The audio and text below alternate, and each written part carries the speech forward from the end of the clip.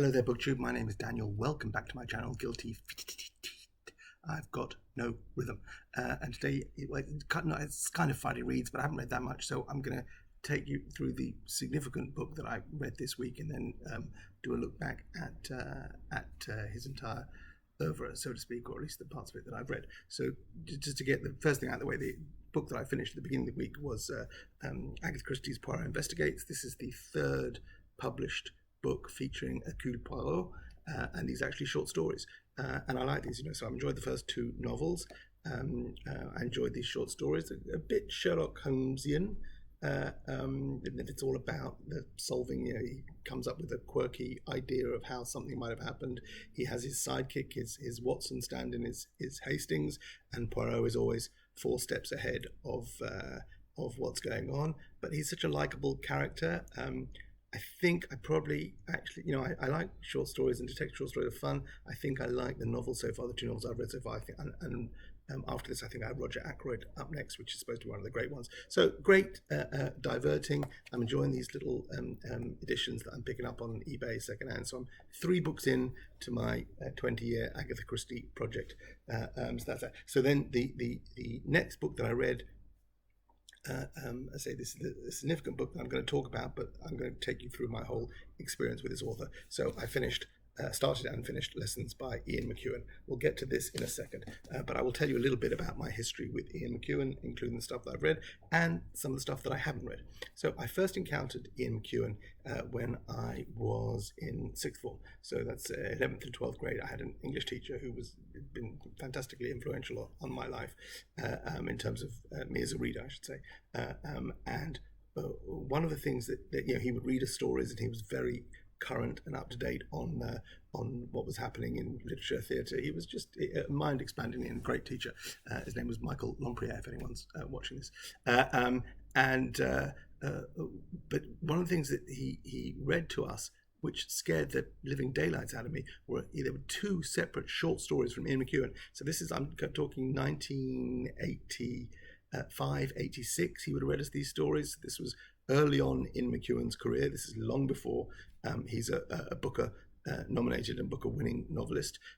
He'd written a couple of short story collections, a couple of novels, and he was a sort of enfant terrible. He's a contemporary of Martin Amis, so if you think of where Amis was in the early mid 80s, and so my English teacher read us on two different occasions 2 short stories written by Ian McEwan, and I remember them very clearly because they both terrified the heck out of me. One of them is called The Cupboard Man.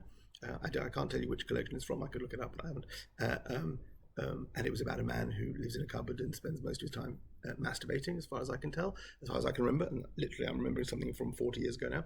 And another one was called Pornography, I believe is the name of the story. I really should look all these up and link to it. I don't know if it was in the same collection as The Cupboard Man or one of his other short story collections.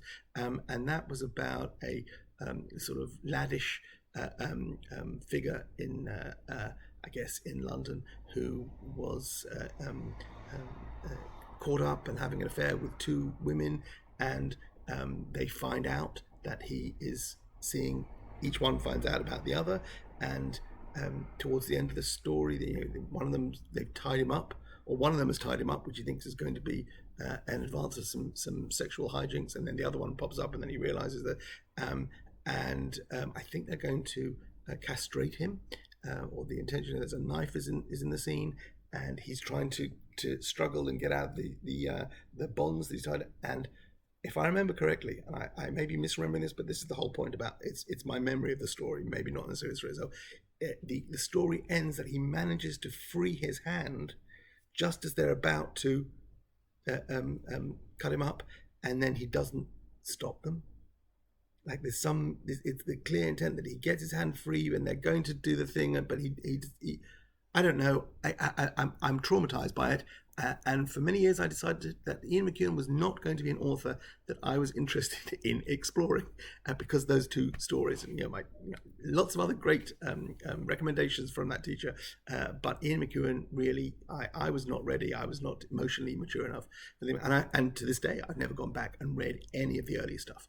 So the first time I encountered Ian McEwan was after he won the Booker Prize for a book called Amsterdam, which is a short little novella, which I don't have here. It's one of two books of his, or perhaps two of his most his two most famous books that I must have lent to someone at some point, and I don't have them in my collection. So Amsterdam won the Booker Prize, and so having sworn off McEwan, I came across a copy of Amsterdam. I know exactly where I was when I came across it. I was in Manila in the Philippines. It was one of my first business trips. I moved to Israel. I was working for an international company. They sent me to a team of us. I wasn't on my own, but we went to Manila in the Philippines to work with a mobile phone company there, and I bought it for whatever the currency is in the Philippines. They had it like one of these airport editions or travel editions with a tiny little novella, about 200 pages, and that was my copy, which has now disappeared. And I liked it. I found it sort of dark-hearted, but I don't think, even though it won the Booker Prize, I don't think of it when I think of McEwan's books, the ones that I've read since. And I think I've read each of the novels since then and one before then. I don't think of Amsterdam as a significant work. After breaking my McEwan pledge and reading him, I decided I should go back and read Up to Amsterdam. The novel before Amsterdam was the one that had the best reviews, and that was Enduring Love. And so I went back and bought a copy. This is from March 99. Amsterdam, I would have read it, won the 97 or the 98 Booker Prize. So I was already in Israel. I came to Israel in January 96, and I started work in that company in September 97, maybe. So I think late 97. So I'm guess I have to check all these. I think Amsterdam won the Booker Prize in 97, because I think that's when I went to the Philippines, was November 97. So a couple of years later, this is March 99. I bought this in my that's that £4 in pencil tells me this came from my favourite secondhand bookshop, which is no more in Edgware in London. So I must have been back visiting my folks in March 99. Enduring Love, fantastic, just a fantastic book. So I was underwhelmed a bit by Amsterdam, but I went back and read the previous novel that everyone was raving about, Enduring Love. If you've read it, you know it has the greatest opening, one of the great opening scenes in all literature, a set piece with a hot air balloon and a terrible tragic accident that takes place and is outstanding. And then so on the one hand, it starts off with this action plot, something very high energy, scary thing and what happens there, and then goes in a completely different direction and is about obsessive, stalkerish attraction, one person for another, and I won't say any more than that. But just a really, so I remembered all that psychosexual stuff which terrified me from the early novels, and short stories I never gone back to. Enduring Love has some weird psychosexual stuff going on, and that is a bit of foreshadowing, because we're going to get to lessons in the end. But truly impressive, great book. After this is before Amsterdam. The next novel after Amsterdam is the other one that I don't have, which I think is probably his most famous, and certainly in BookTube terms, I think his most widely read novel, and that is Atonement, which again I loved it. I don't know where my copy has gone. I had one of those airport editions. I can't remember if I bought it new or if I also bought it secondhand from 2J's, my secondhand bookshop in London. But I'm some people think Atonement is overrated. I was totally sucked in by it and bowled over by it. I think it's a tremendously mature work. It's the way the timeline works, the way it's about regret and mistakes and atoning for one's mistakes, all set at around is it First World War or Second World War? Second World War, I think. Don't remember, but just a really powerful and smart and melancholy and human book. Highly recommend Atonement. I guess if you get to the end of this, if I was going to recommend one McEwan, I think that's probably it. I think it's a significant work. I think it's more significant than the Booker Prize winner Amsterdam. Truly fantastic. So then, so after Enduring Love and Atonement, less because of Amsterdam, I'm now hooked onto Ian McEwan and picking up the stuff, every new novel that he puts out, some of which I feel better about than others. So after Atonement, the next one, next taxi in the rank was Saturday. And this I picked up. I don't know. It's got the sticker there is in euros. I'm pretty sure I bought this in Dublin. And this is, I would say, not a significant work. It's a novel. I read it. This is from March 2005. And it didn't leave a big impression, and I don't think it's a great work. That's Saturday by Ian McEwan. After that, we have On Chesil Beach, and this is from, I've marked this, August 07. Again, I think I might have bought this new in little hardback, so a novella, and this is, I'm trying to remember when it's set, it'll tell me inside the cover, July 1962, a young couple are married and they go on their holiday to somewhere on the coast near Chesil Beach, wherever that is. I don't remember where that's supposed to be. Dorset coast. Dorset is southwest coast of the UK, not all the way west, not all the way to Cornwall, but down there. Where I used to go for my school summer camp, we used to go to Ypres in Dorset near Lyme Regis, if anyone is interested. And the couple go on their honeymoon. It's 1962, so between the end of the Chatterley ban and the Beatles' first LP, not quite 1963, but I think that's relevant, that time of sexual awakening, and their first wedding night is a disaster. And no one quite knows what to do. No one has quite had the mysteries of intercourse explained to them, and so what should be the start of this tremendous loving relationship starts with confusion and embarrassment and humiliation, and that's what plays out here. It's a light work, but I think psychologically impressive. Again, there's all that psychosexual stuff going on, which even in August 2007, so I'm a married man with 3 kids at this point, but I think some of it went over my head. Maybe I wasn't quite able to get into the mindset of what it was like in 1962 before the Beatles' first LP, yeah, so I didn't love On Chesil Beach, but I admired it. If that's that's sort of damning with faint praise. So again, a couple of I liked it more than Saturday, let's say. Then comes Solar, and I have this in hardback, and I probably bought this I bought this in May 2010.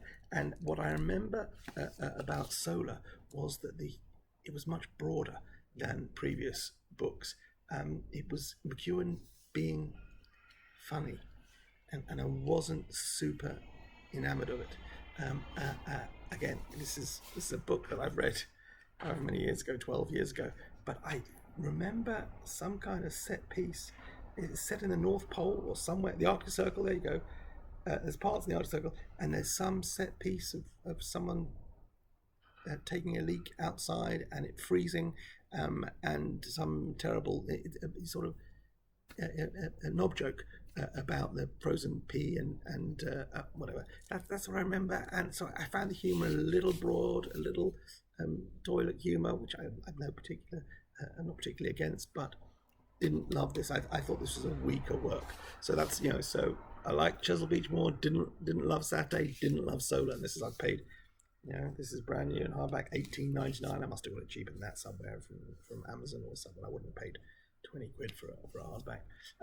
But Ian McEwan Solar, not great. After that, so here we get a situation where clearly I have decided not to buy this next book in hardback. Like I disappointed in Solar, so I've waited and I've got the paperback of Sweet Tooth. And this is October 2013, so 2 years after, it must come out in hardback about 2 years after that one. And published in 2012, and I've waited another year for it to come out in paperback, and picked it up probably from Amazon, I'm guessing. So this is cover price £7.99, and I would have probably paid £5 for it. But I enjoyed this. This I think was a return to form. It's set in 1972. Written very much from the point of view of a woman, which is, and I don't want to give much more away than that. It's about the Cold War. It's a thriller. It's very clever, sort of spy novel, but a literary spy novel. I haven't read enough Le Carre to make a comparison. But for me, this was wholly successful and it worked. And as I say, we're in the POV of a woman, but that is a story within a story. So I liked Sweet Tooth very much. I think if I was going to revisit, I don't reread, as I might have mentioned, but this is the one that I might reread more than Atonement, more because I think this was purely enjoyable of the post-Enduring Love books. So that was Sweet Tooth by Ian McEwan that I do recommend very much. And then so I'm back to hardback, so that revitalized my my belief in Ian McEwan's work. So I've got a hardback copy of The Children Act, which is filthy dirty. And I mean, I've read this, I must have lent it to someone else because the cover is really. I mean, the book doesn't look. The book is in great condition, but the dust cover is dusty. Children Act. So I bought this in October 2014, so a year after Sweet Tooth. So I waited for Sweet Tooth to come out in paperback. A year later, he's got a new hardback book, and I bought this. And this is set. This is a contemporary novel, and it's about a high court judge who deals with cases involving children and the relationship of the judge with one particular person under review. Really intelligent, fantastic novel. I think they made a movie of this. I want to say Emma, what's her face? Oscar winner, former wife, Emma Thompson. God, I'm getting old. But maybe not. Emma Thompson played the judge in the movie. Maybe I'm misremembering that. I haven't seen the movie. But this was a fine work. Again, it's not quite novella style. So this is 210 pages, but really good, solid novella, which I fell for hard. And after that, we get another novella. So what year was that? We said that was 2014. This is 2016. So 2 years later, we get Nutshell.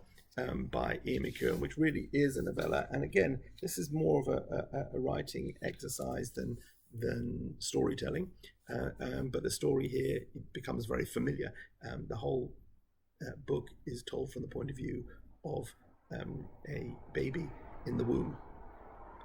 Very Look Who's Talking, but a bit of a more literary spin on that. And it becomes also clear that this child in the womb has a mother called Trudy, and has been having an affair with her brother-in-law Claude, and it's never made explicit that Trudy is short for Gertrude, but it took me a while to realise that this whole thing was retelling of the Hamlet story. Sorry, spoilers for anyone who wasn't aware. I didn't get it until about 2/3 of the way through, and then I went, oh, the baby, we see this baby in utero wondering whether to take his own life by strangling itself with the umbilical cord, literally deciding whether to be or not to be. But it worked for me. So I think you have to know a little bit about the Hamlet, which you should. If you don't know Hamlet, you probably should go and read Hamlet before you do any of these things. But it's one of those occasions. I think I did a piece recently about how I'm at an age where my reading informs other reading. So knowing Hamlet made this more delicious. But it's an odd, it's an odd little work. I think The Children Act is a fantastic novel. I think this is a great book. I don't know if it's a significant novel from Ian McEwan. And that takes us up to his last big novel, which this is, July 2019. I remember reading this in my in-laws' apartment because we were having this apartment done. We moved out to my in-laws live just up the coast here.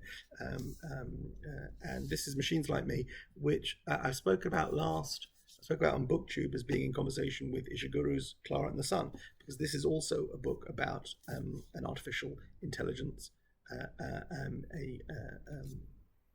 animatronic automaton that is bought and lives in this house with a family, and how they interact and what it means, and what the definition of humanity is, I like this, but it was good. It was good. I think Clara and the Sun is probably, of the two, is better. But this was a solid novel exploring some of the themes that we've seen all the way through McEwan about who we are and what we're put on the planet for and what does it mean and what is humanity. Uh, um, but I think it has quite a narrow focus. But I was here for it.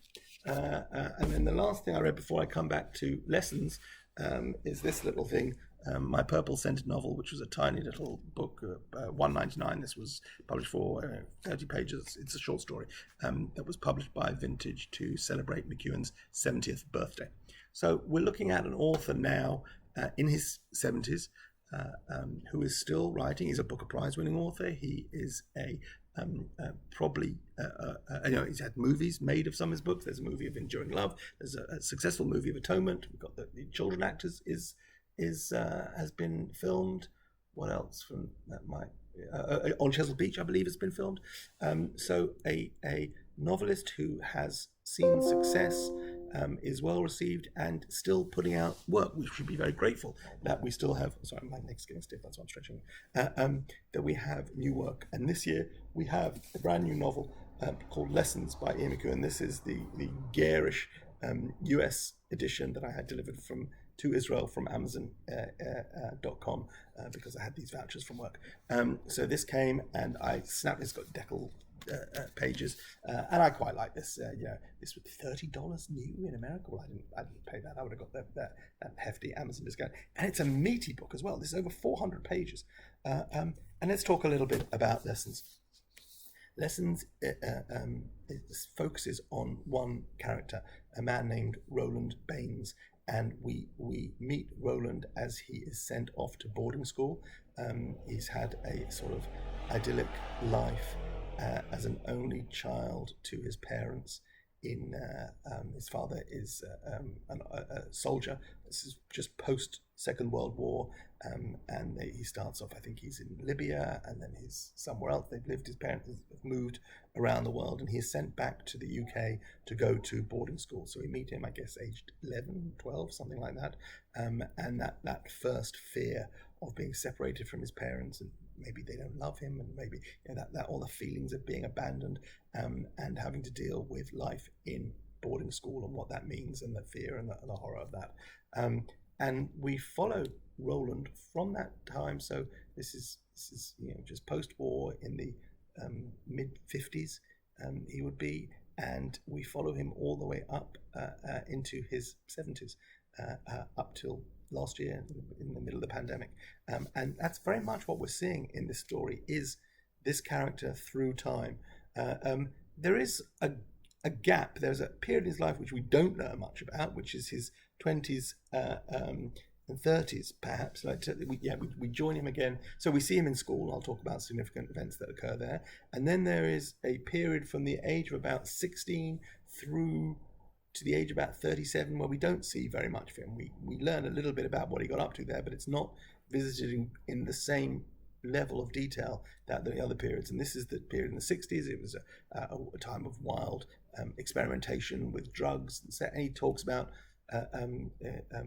these lost years. He was off trekking there and smoking this there and sleeping rough here, but it's mostly unvisited. So let's go back and talk about Roland in school.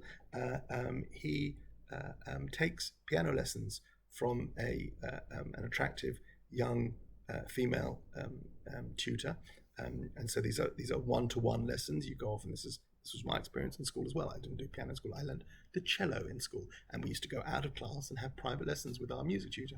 So that was familiar to me. I was in a private school, not a boarding school, but that rang true to me, even though this was, I guess, 25 years before I was in school.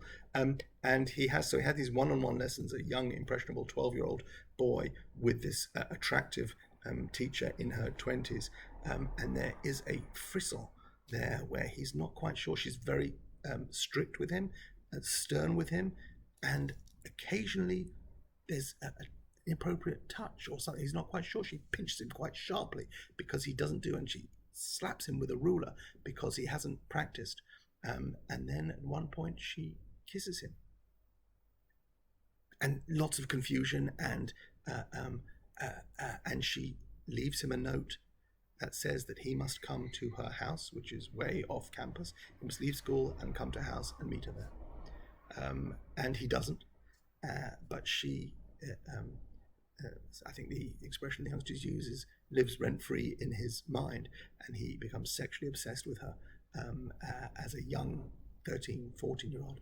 And 2 or 3 years after this initial incident, where he's now being taught by someone else, but this note that she left him, he, having thought and thought and thought about her, and we're now in 63, and America and Russia are on the brink of nuclear war, with Khrushchev standing off against the Americans, the Bay of Pigs, Cuba. If you remember, that's the background where at any moment people thought the world was going to end, and he takes this as a sign that he needs to go to a house the way she asked him 3 years earlier, and he's avoided her, but he's been sexually obsessed with her, and goes, and they start a mad affair, which is quite clearly imbalance of power, and it is,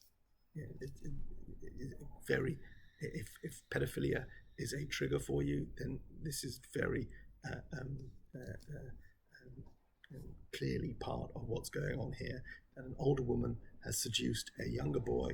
She is sexually obsessed with him. He is sexually obsessed with her, and it comes to a head age 16, where he fails all his exams because all he wants to do is arrange to be with her. We move on. We jump forward to Roland in his late 30s, and only later in the book we do the flashbacks to find out how the affair ended. But this has sat with him through his life. Maybe this is the reason why his relationships up to that point have not been terribly successful. And in his late 30s, he finds himself married with a 6-month-old child. And very soon into us meeting Roland, age 37, we discover that his wife has left him and his baby. And the rest of the book, and said, don't look for me, I'm not coming back. I maybe I'm giving too much plot away. What we get here is so much more depth than we've had with the last couple of very hyper-focused novels. This is sprawling. It's, I think, Fraser at Springboard Thoughts described it probably accurately as a Bildungsroman. I describe it more as a shaggy dog story. There's lots going on. We get some fabulous set pieces, particularly the fall of the Berlin Wall, where Roland happens to be in Berlin as the wall is coming down, and there's a significant event that happens there as he's wandering the crowds and being swept along, and at one point crosses over into what was previously East Germany, and then comes back into West Germany, and people think he's one of the people who has crossed over. He gets interviewed by British TV, say, what's it like to finally be in the West? He said, well, actually, I've just come from London. Oh, and they said, stop, stop the cameras. This is not who we want to be interviewing. But a really fine bit of writing. And then we follow Roland and his child, who grows up dealing with the events that happened to him as a child, dealing with the events of his wife, the trauma of his wife leaving him, and just trying to work through life. This is not a significant life. Roland is not a great man. He wants to be a poet. He had some skills as a pianist and makes a living as a playing piano in a hotel in London. Not a very good living. He is not. If tragedy is about the people of status, a man of power and wealth and influence losing that I think that was the early definition of tragedy, and yet this was transformed, at least in my understanding of literature, with Willy Loman in Death of a Salesman. It's still a tragedy. Death of a Salesman is a tragedy, but it's the tragedy of the little man. There's some of that here. Roland Baines is not a significant man. He is not having huge influence. There are other people in his life who are. One of his friends who was involved in Brexit, the ex-wife who has left him to pursue her art, and that's one of the themes of the book. What do we sacrifice for art? His wife leaves him and her son, never looks back, and becomes what she becomes. And yet all the way through this tragedy of this man, this story of this man who endures, who is sympathetic but also kind of inert, and we take him all the way through his life until his old age. I thought it was kind of wonderful. I think this may be a significant book about a less than significant man. I think this may be my favourite McEwan, probably since Sweet Tooth, although I have fondness for Nutshell.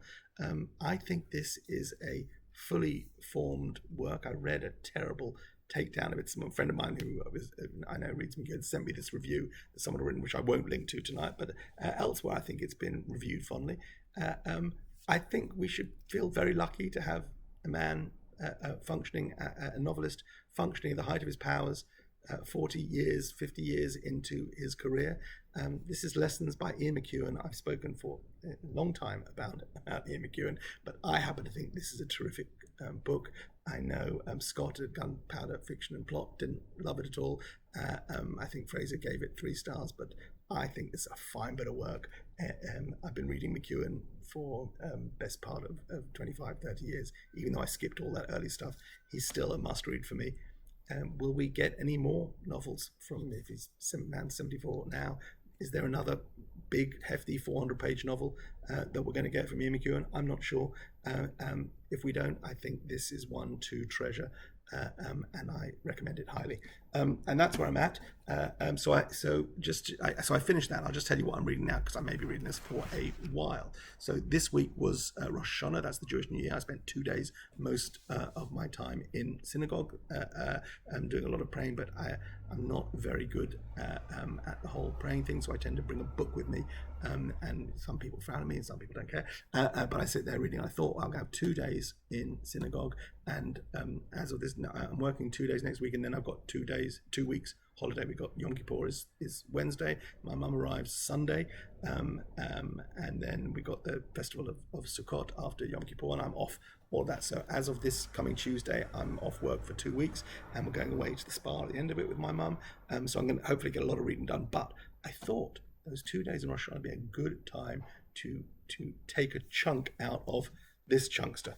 The books of Jacob by Olga Tokarczuk, and so I'm not going to review it now. This is the copy that I bought in May that Ms. Tokarczuk signed for me, because we met her and we went to see her talk at the Jerusalem International Writers Festival back in May, and I bought this. I'm now, I can't tell you how many pages I'm into it, because the pages run backwards, so it started on page 960 and I'm down to page 624, so probably a third of the way, just over a third of the way through.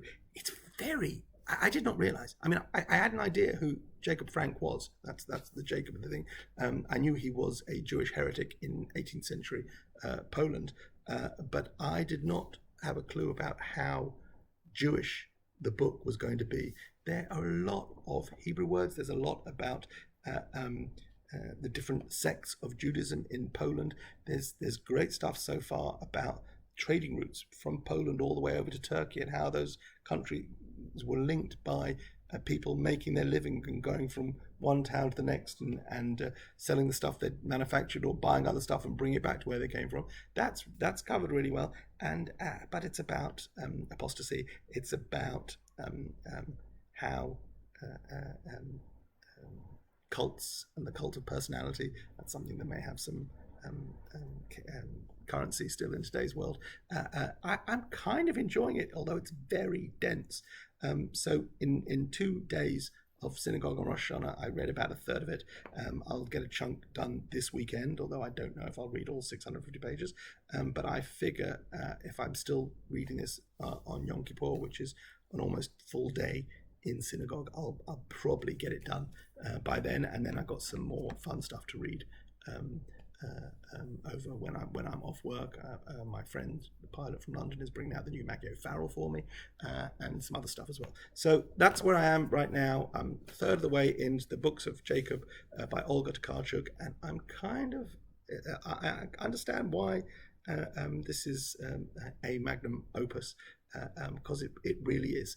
But a lot of Hebrew, like I don't know how much of this translates to people. And she's not, Tokarczuk is not Jewish, but she's writing about a false Messiah. This is after Shabbatai Tzvi. Jacob Frank was someone who claimed to be the Messiah, and had all sorts of pervy ideas about what the new version of religion should be. And there's some crazy stuff going on, stuff about the Baal Shem Tov and all different types of Hasidism in Poland in the 18th century. I'm amazed at this, and whole sentences written in transliterated Hebrew, stuff that I'm picking up on because I know this and I know a bit about Jewish prayer. I'm not sure how it translates. I don't know why she was so interested in that aspect, and there's a lot of research has been done here. I don't imagine this is for everyone, but it kind of might be for me. That's all. This is way 35 minutes. For God's sake, if you're still here, write the word preposterous in a comment, because I can't believe any of you have stuck around this long. You're mad. It's utterly preposterous. Thank you very much. Wishing a Shana Tova and Happy New Year to anyone celebrating, and an easy fast for anyone observing that on Yom Kippur. Take care and speak soon. Bye.